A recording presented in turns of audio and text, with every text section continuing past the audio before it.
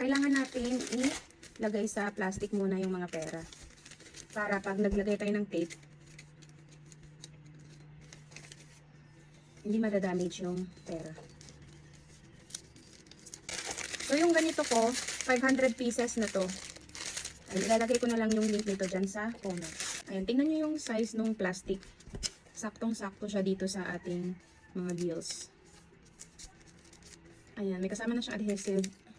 Ayan ba? Adhesive. Ay, wag na nga, pandikit na lang. Adhesive. Bahala ka dyan. May kasama na siyang pandikit. So, ito na.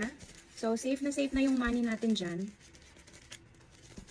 Ang naiinitan ako. Charis. Charan. Pak. So, diba ganyan? Itong dulo, ipo-fold mo lang dyan. Yan yung pinakauna. Mamaya na natin yan lagyan ng dikit.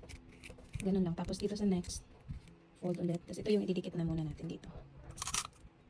Lagyan natin ng tape. So, safe yan lagyan ng tape kasi naka-plastic. Tapos next, ganun lang ulit. Tape ulit.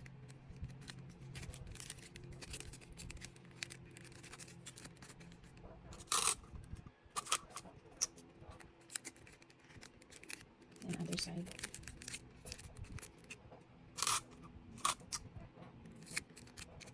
Matagal ko din bago naintindihan tong ganitong klaseng design ng money bouquet. Ang cute kasi niya. Namumay ako dun sa mga patayo. Gusto ko laging cute yung mga arrangement.